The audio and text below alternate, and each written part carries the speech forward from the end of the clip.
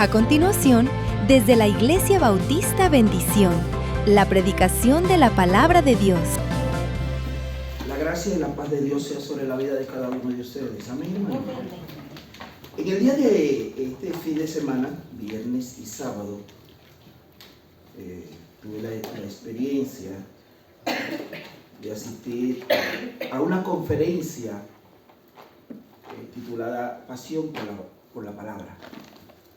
Pasión por la Palabra, desarrollado por las iglesias reformadas. Fue una experiencia muy hermosa. Tuvieron unos hermanos de Estados Unidos, de Argentina.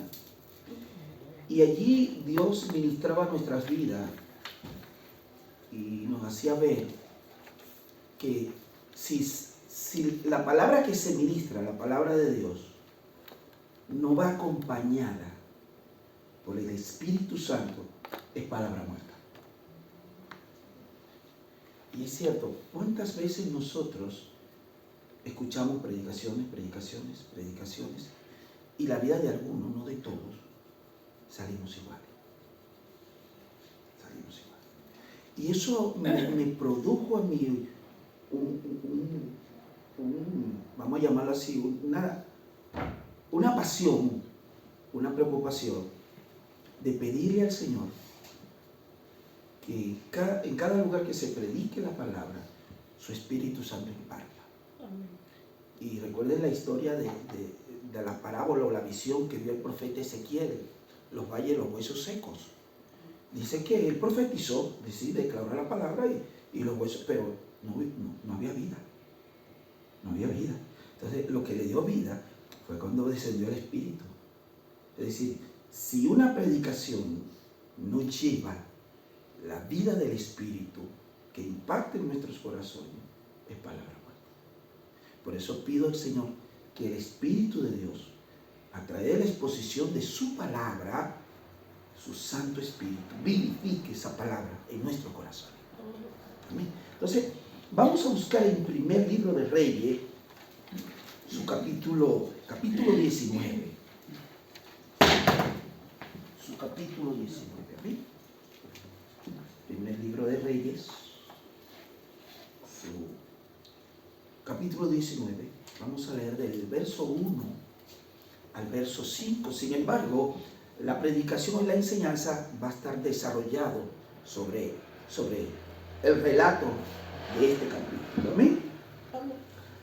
¿Qué le parece, hermanos, si nos ponemos de pie un momentico? Muchas gracias, hermano. Agradecido. ¿Amén? ¿Todo lo tenemos? Amén.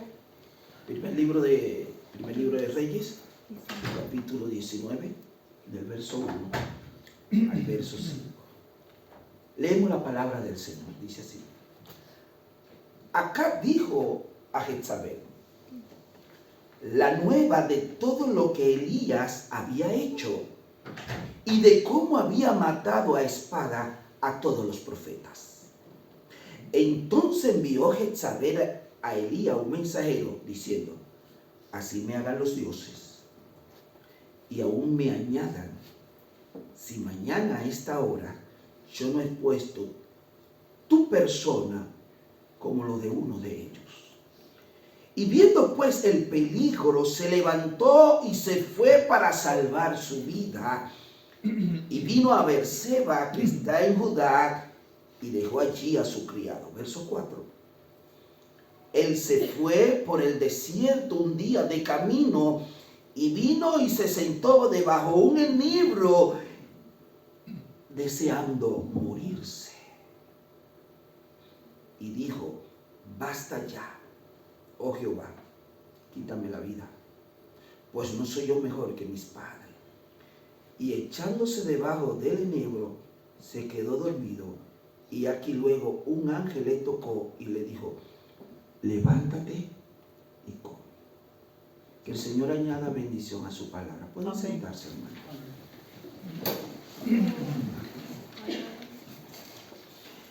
El tema del mensaje, como ya lo fue anunciado, tiene como título: ¿cómo sobreponernos a la depresión con la ayuda del Señor?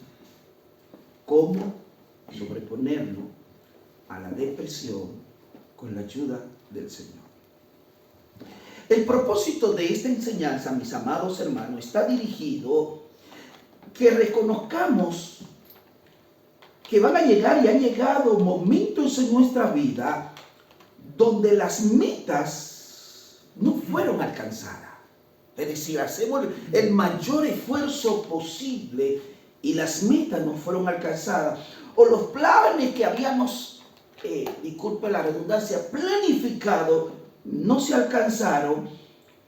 O una situación, un conflicto, una crisis que sale de nuestro control, llega a nuestra vida que no esperábamos. Y es allí que deseamos morirlo. ¿Y sabe usted, hermano? Que usted y yo no somos lo único. La historia que acabamos de leer en parte y sobre el cual vamos a basar la enseñanza en el día de hoy es la historia de un hombre de Dios. Como dije, un hombre de Dios. Que su vida pasó por una depresión y deseó morirse. Es decir, quítame la vida, no tiene sentido vivir, no sé qué hacer, desaparece. Ahora bien, pasó por ese estado de depresión. Ahora bien, ¿qué es la depresión? Es un estado de desánimo en el cual caemos por una etapa de fracaso, de meta no alcanzada, de esfuerzo que hicimos o porque nos entregamos a una causa, a una persona y todo se vino abajo. Todo. Dimos de más y recibimos menos cero. No cero, menos cero. También es un momento en el cual nos sentimos rodeados de obstáculos en la vida que nos agobian, nos quitan el sueño, el apetito, nos abandonamos. Inclusive, mis queridos hermanos, perdemos el deseo de nuestro propio aseo. Nos encerramos por completo. Esto me hace recordar a una mujer que su esposo murió y se encerró. Duró días, semanas y meses que no salía del cuarto ni se aseaba. Quería morirse. O es la historia de unos padres que perdieron a un hijo y para ellos su vida se vino abajo.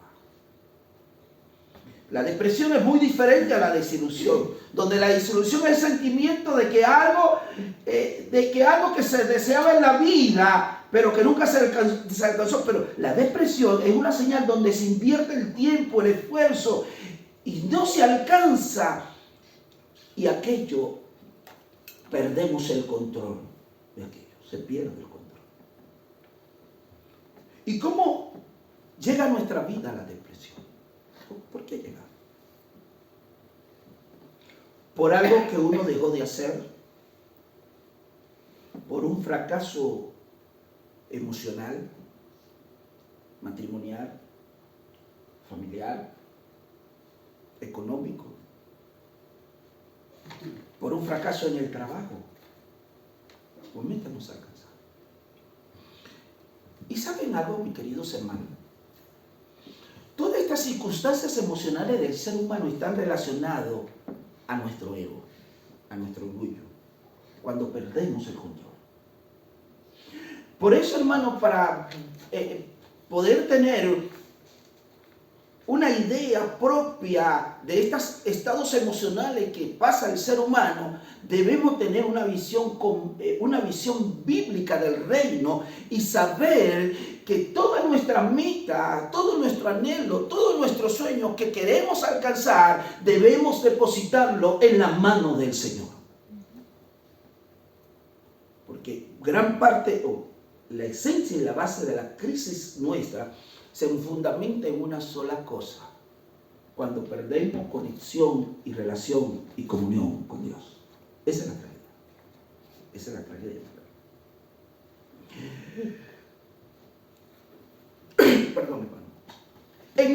depresión llegamos a conclusiones erróneas acerca de uno mismo y acerca de Dios. Llegamos de uno mismo y de Dios. Ejemplo, soy un fracasado. No sirvo para nada. ¿Cuántas veces lo hemos dicho? Soy un fracasado. No sirvo para nada. Todo me sale mal. La vida no tiene sentido. Tanto es esforzarme para nada. Dios no está conmigo. ¿Dónde estaba Dios cuando sucedió aquello? Nos preguntaban, ¿dónde estaba Dios? ¿Dónde estaba? ¿Y sabe dónde estaba? Donde siempre está, sentado en su trono. Y es clave esto, hermano. Entender cuando la Escritura nos dice que Dios está sentado en su trono. Eso es clave. ¿Qué significa? Que Él no ha perdido el control. Él tiene todo bajo su control. Sentado en su trono significa que Él es quien reina, Él es quien gobierna. Como dice el profeta Daniel, Él muda los tiempos y las edades. Él quita reyes y pone reyes. Él es el que está sentado en su trono. Cuando nosotros, en medio de nuestra crisis, visualizamos y entendemos e internalizamos que en medio de la adversidad que estemos pasando, comprender y entender que Dios está sentado en su trono. Dios no es el Dios que fue a hacer una bocata, no es como aquí conmigo. Unos bocadillos, gracias hermana Casti. Se fue a la cocina a preparar unos bocadillos, y en eso que se fue como que se olvidó de nosotros, entonces vino Satanás y hizo desastre en nuestra vida. No, hermano, no para nada, para nada. Él tiene el control. Quienes no lo tenemos somos nosotros. Pero Dios no está conmigo, creo que me ha abandonado, no tiene sentido seguir viviendo, deseo morirme. Se lo voy a decir, hermano.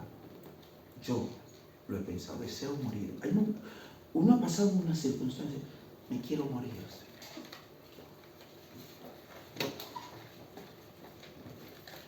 Veamos qué sucede cuando no salimos de la depresión. Nos sumergimos en un estado de tristeza y de dolor. Le damos lugar a ese estado de angustia. Nos aislamos de la familia, hermano. Nos aislamos de la familia, nos aislamos de los amigos. E inclusive nos aislamos de la congregación de la iglesia. Y no hay nada más bello y más hermoso en nuestro momento de crisis, hermano. Refugiarnos en el Señor y en la comunión con nuestros hermanos. Mis momentos más difíciles que he pasado en mi vida cristiana, he encontrado refugio, esperanza y consuelo cuando me he congregado. Mira, hermano, usted no quiere congregarse. Cuando esté todo bien, no lo haga. Pero cuando hay momentos críticos en su vida, es el momento en que más debemos congregarnos. Cuando hay momentos críticos, ese es el momento en que más debemos congregar. Porque Dios va a usar a un hermano la predicación, un cántico, para ministrar a mi vida. En una oportunidad venía del trabajo, hermano, agobiado, triste, porque los resultados no se esperaban, no esperaba una recompensa, un reconocimiento de mis superiores. Y ese día, un martes, fue a la iglesia. Dije, Señor, y me tiré ahí de rodillas a llorarle al Señor. Porque uno llora, hermano. Y en eso que terminé de orar, me levanté y vino un hermano. Gracias, hermana Casti. Que Dios la siga usando.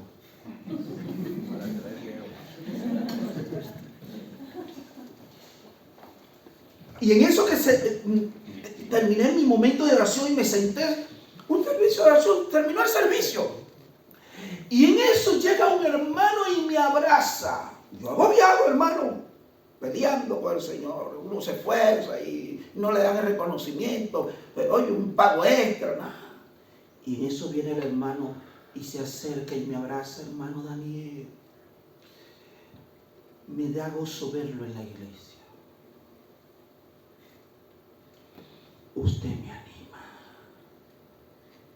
adentro decía, Dios mío. Yo decía, verdaderamente. Y me abrazó, usted me anima, gracias. Y yo no pedía nada. Usted me anima. Y el Señor, gracias.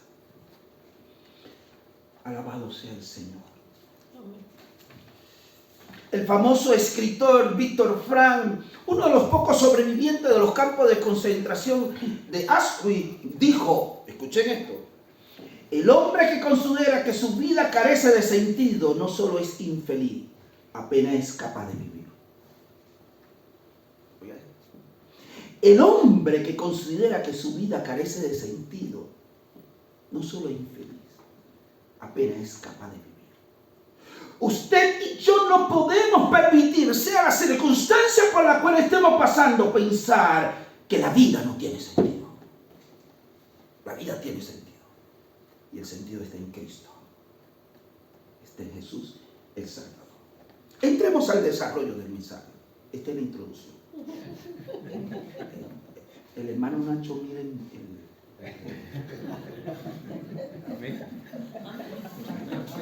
después me escribe y me reprende.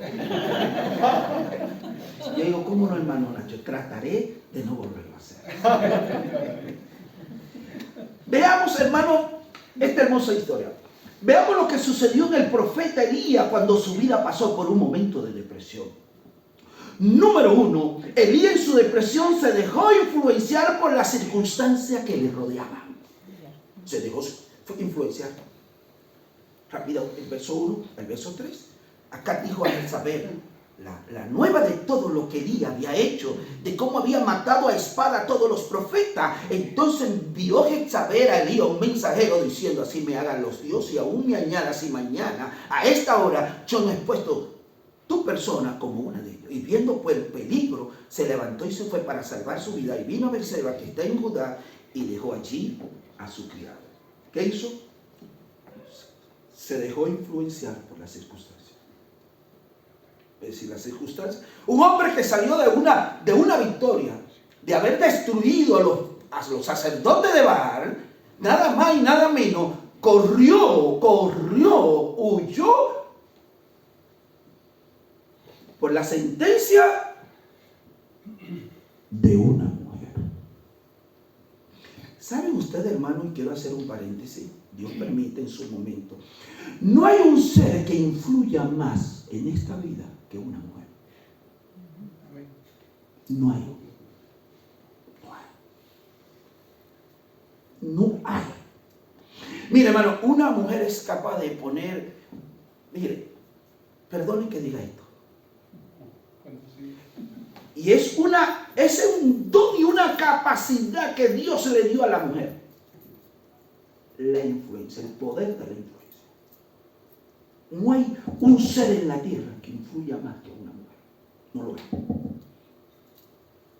Una mujer puede agarrar a los hijos, mire, hermano, y los pone derecho, los pone a caminar. Es impresionante. Y díganme a nosotros los que estamos casados.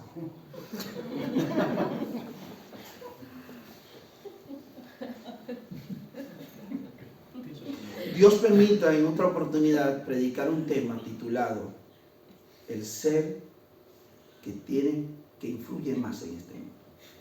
Una mujer. Ahí no venga, perdón, hermano, perdón. Y es algo positivo. Es positivo. Lo que pasa es que Satanás lo tomó cuando una mujer no tiene el corazón de Dios para influenciar negativamente. Pero es un don que Dios dio. Un don. Después hablamos de eso. El profeta Elías acababa de obtener una gran victoria en derrotar a 450 profetas con la ayuda del Señor.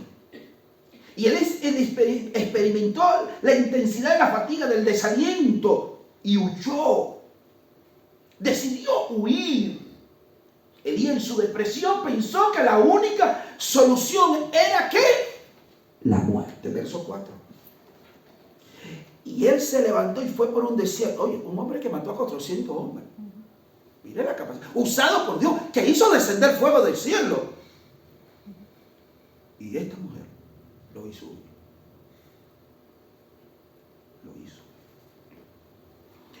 y vino y se sentó debajo de un enebro, deseando ¿qué?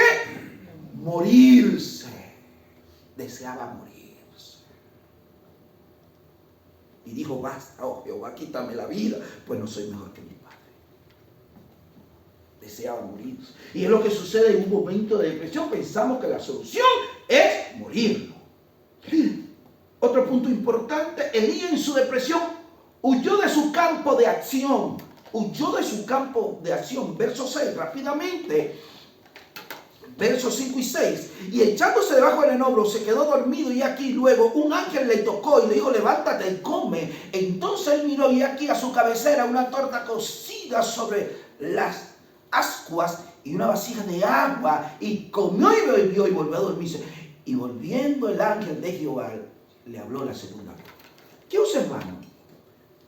Él huye en todo el relato, y es lo que hacemos en medio de nuestra depresión. Queremos cambiar de lugar, irnos a un lugar que nadie nos conozca. Me quiero ir a un sitio donde nadie me conozca, que nadie sepa de mí, comenzar de nuevo. Eso hizo Elías. Huyó. La depresión, según tercero, llevó a Elías a exagerar su problema. Su problema. La depresión no hace exagerar el problema. Oiga esto, verso 9. Verso 9. Y allí se metió en una cueva donde pasó la noche, y vino palabra de Jehová, el cual le dijo, ¿qué haces aquí, Elías? ¿Qué haces aquí?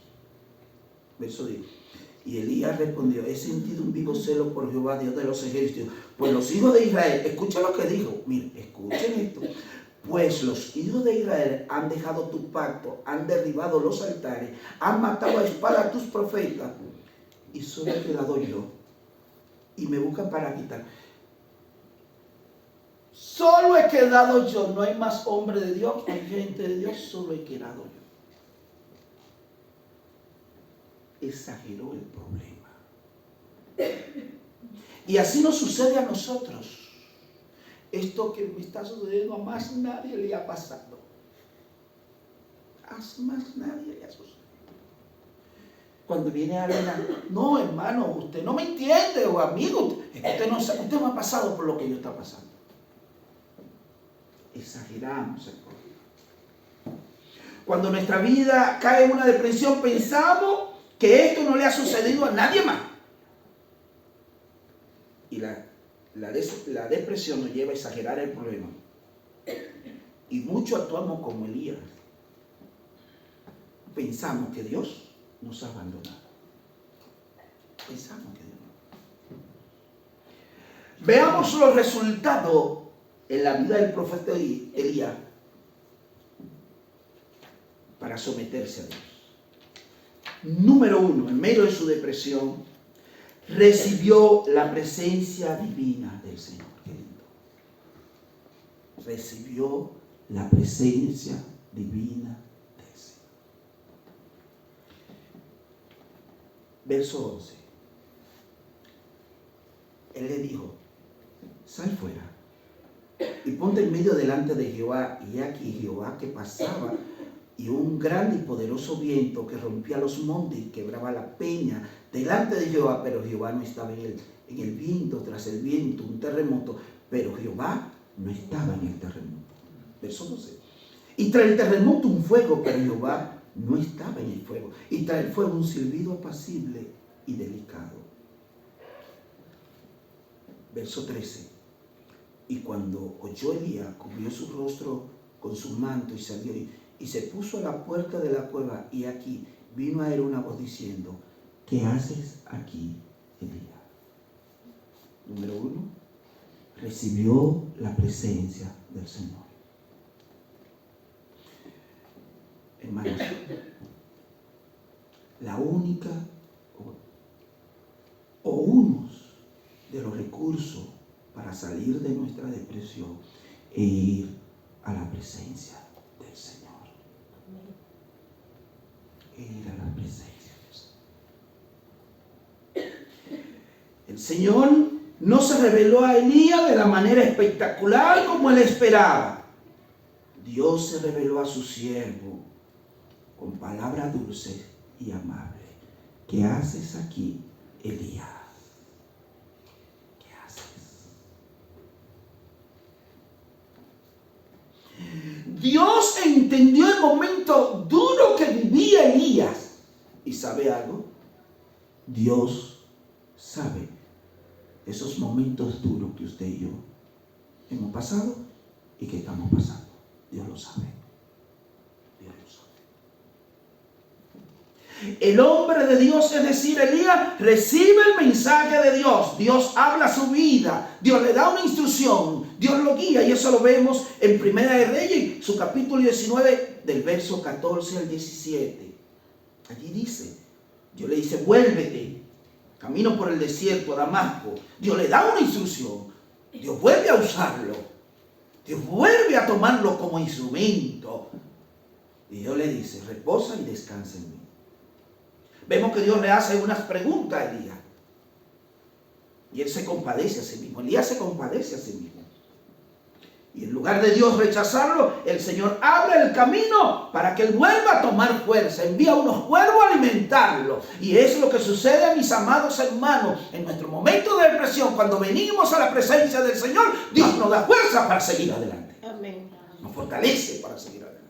Nos afirma. Dios no se sorprendió, ni tampoco se decepcionó a Elías por lo que dijo. De igual manera, hermano, Dios no se va a decepcionar de usted y de mí por lo que nosotros pensemos. Dios sabe que somos barros. Somos barros, somos débiles, somos frágiles. Necesitamos de Él. Dios lo sabe. Eso es el mundo que nos quiere hacer ver que somos fuertes. No lloramos. No necesito de nadie. Mentira. Somos frágiles. Necesitamos de un amigo, de un compañero, de una persona a nuestro lado. Y cuando decimos que necesitamos de alguien, no de, perdone la expresión, hermano, no de un animal, es de una persona que podamos compartir. ¿Se acuerdan? Génesis le invito en su casa. Dice que Adán le puso nombre a todos los animales. ¡Qué capacidad mental! A todos lo llamó. ¿Recuerda el nombre de 50 animales? ¿Podemos? Bueno, vea hasta el impacto del pecado. El impacto. Nos quitó capacidad de desarrollo. Y dice la Escritura, no lo digo yo, la palabra, que se buscó pareja, ayuda idónea para Adán, y no se halló. Entre los animales no había ayuda idónea. No había ayuda idónea. Eso no lo digo yo, lo dice el Escritura. Entre los animales no había ayuda idónea. Wow. Y Dios hizo a Eva. El matrimonio es diseño de Dios. Nunca lo olvidé. Dios permite hablar un poco de esto en otra oportunidad. Pero el matrimonio es diseño de Dios. Eso salió del corazón del Señor. Amén. Dios conoce nuestro estado anímico. Él sabe cómo fortalecernos. Otra etapa, mis queridos hermanos, en medio de aquello que hizo Elías, obedeció y dio paso a lo apropiado para restaurar su vida. Obedeció y dio paso a la restauración. En medio de la depresión, hermano, obedecer lo que Dios nos dice en su palabra que hagamos y demos paso de restauración. Ponernos en la mano del Señor. Y fue lo que hizo Elías. Rapidito, verso 19. Y partiendo de allí, halló a Eliseo, hijo de Safat, que araba con 12 yuntas delante de sí, y él tenía la última, y pasando Elías por delante de él, echó sobre él su manto. Entonces, dejando él los bueyes, vino corriendo en pos de Elías, y dijo: te ruego que me dejes besar a mis padres y a mi madre, y luego te seguiré. Y él dijo: ve y vuélvete, que te he hecho. Es decir, él obedeció. Elías obedeció. Es decir, vemos que Elías fue a hacer los mandatos de Dios, llamó a Eliseo para sustituirlo y nos narra la escritura que ungió a este rey para que sea rey. Elías tomó la llave que podía sacarlo de ese calabozo llamado la depresión, y esa llave se llama la obediencia a Dios. Obedecer al Señor.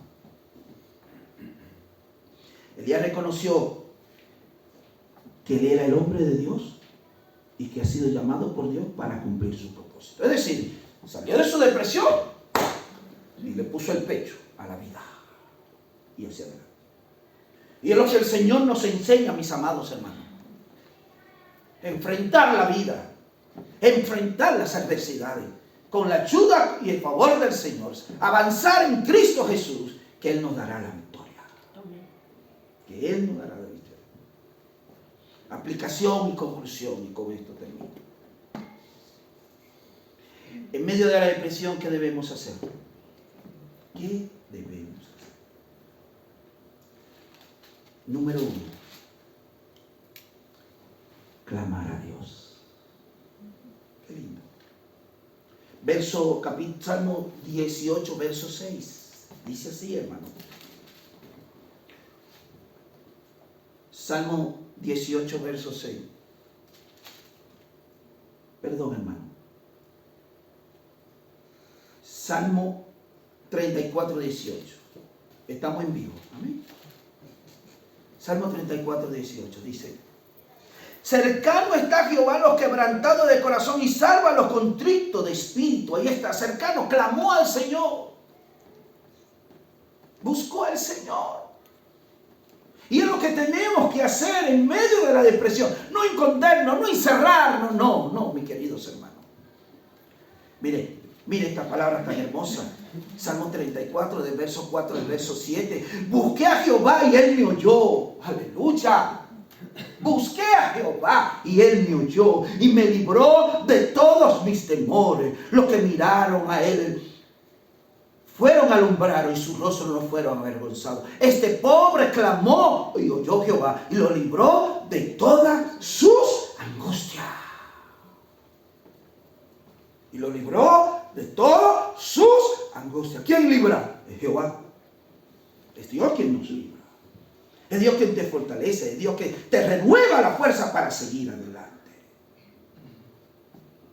¿Qué debemos hacer en medio de la depresión? Esperar en Dios. Esperar en el Señor. Salmos 40, su verso 1 al verso 6 y verso 3. Pacientemente esperé a Jehová, se inclinó a mí, oyó mi oración, me hizo sacar del pozo de la desesperación. Del lodo cenagoso puso mi pie sobre peña y enderezó mis pasos. Wow. Pacientemente. Me sacó del lodo de la desesperación. ¿Quién te sacó? ¿El diván? ¿El diván? No fue el diván. Es el Señor que nos saca. Él nos sacó. Fue Él. Cuando confiamos y reposamos, Él es quien nos saca.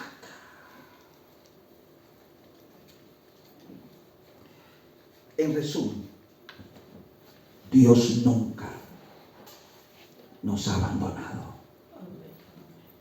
Aprenda eso. Dios nunca nos ha abandonado. Él cumplirá. Hasta aquí el mensaje de la palabra de Dios. Oramos que haya sido de bendición para tu vida.